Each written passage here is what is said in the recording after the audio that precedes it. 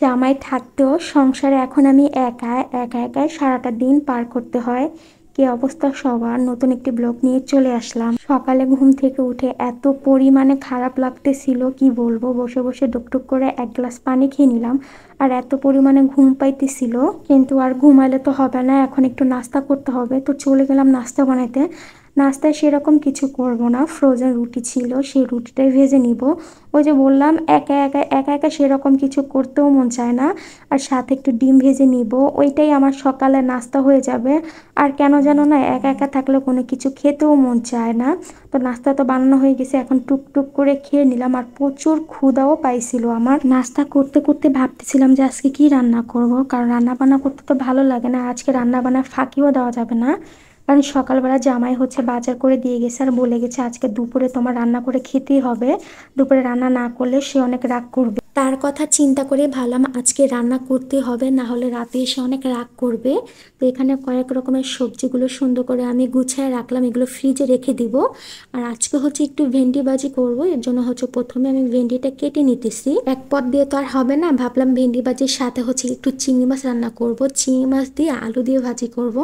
সেটা জামাইরও অনেক পছন্দ, সে অনেক পছন্দ করে। রাতে যেহেতু সে এসে রুটি খাবে, তাহলে চিংড়ি মাছ দিয়ে আলু দিয়ে যে ভাজি করব সেটা তার অনেক ভালো লাগবে। যেহেতু দুপুরে খায় না, দুপুরে আমি খাওয়াইতেই পারি না, রাতে তো একটু খেতে পারবে। আর চিংড়ি মাছ বাছতে আমার অনেক বিরক্ত লাগে, চিংড়ি মাছ বাছতে এতগুলা সময় লাগে, কিন্তু বাছার পরে একদম অল্প একটু হয়ে যায়।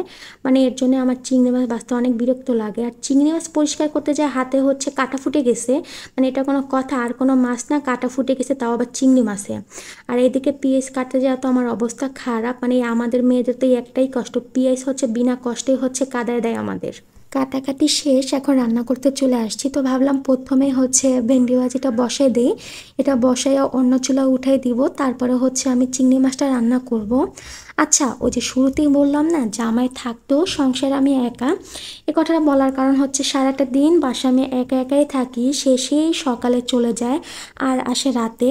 বাসায় তো দুপুরেও খায় না, রাতেও খায় না। হ্যাঁ, এখন অনেকে বলবেন কাজে তো যাবে, বাসায় কি আর থাকবে ছেলে মানুষ? হ্যাঁ, ছেলে মানুষরা কাজে যায়, তবে আছে না হয়তো বা আপনারা রান্না করে দেন, দুপুরে খায় বা সকালে নিয়ে যায় খাবারটা। আর আমার ক্ষেত্রে সে সকালেও খাবে না, রাতেও খাবে না, দুপুরেও খাবে না, মানে বাসায় আমার একা একাই নাস্তা করতে হয়, দুপুরে খাইতে হয়। হ্যাঁ, রাতে শুধু মাঝের মধ্যে একটু রুটি খাই, এছাড়া দেখা যায় অনেক সময় বাইরেই খেয়ে আসে। আর একা একা নিজের জন্য রান্না করতে ভালো লাগে বলেন? তো ইদানিং আমার কাছে মনে হইতেছে জামাই থাকতেও না সংসারে আমি একা, আমার কেউ নাই, আমি একা একাই রান্না করি, বেচালার বেচালার মনে হয় আমার কাছে।